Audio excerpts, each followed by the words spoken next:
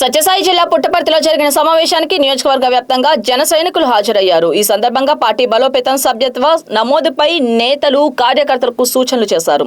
ఈ సందర్భంగా సమావేశంలో నియోజకవర్గ నాయకులు గంగాధర్ ఆధ్వర్యంలో ఇతర పార్టీలకు చెందిన 100 మంది జనసేన పార్టీ తీర్థం పుచ్చుకున్నారు. పార్టీలోకి చేరిన 100 మందికి జనసేన పార్టీ కండువా కప్పి పార్టీలోకి జనసేన నాయకులు తొట్ల గంగాధర్ ఆహ్వానించారు.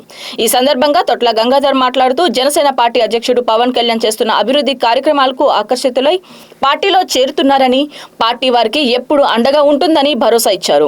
పవన్ కళ్యాణ్ ఆశయాలకు అనుగుణంగా ప్రతి ఒక్కరూ పార్టీ బలోపేతం కోసం పనిచేయాలన్నారు.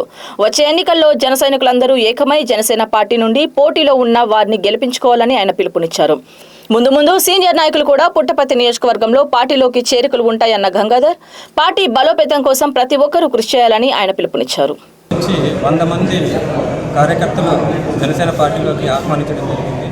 ఏదైతే పవన్ కళ్యాణ్ గారు తన శాఖలకు దేశంలోనే మొదటి స్థానానికి తీసుకొచ్చి తన పరిపాలనలో మన రాష్ట్ర రాజకీయాల్లో తను ఏదైతే ముద్ర వేసుకున్నారో తన పరిపాలనా విధానం, తన సిద్ధాంతాలు నచ్చి వీరందరూ పార్టీకి ఆకర్షితులయ్యి పార్టీలోకి రావడం జరిగింది. అంతేకాకుండా భవిష్యత్తులో మరిన్ని చేరికలు ఉండబోతున్నాయి.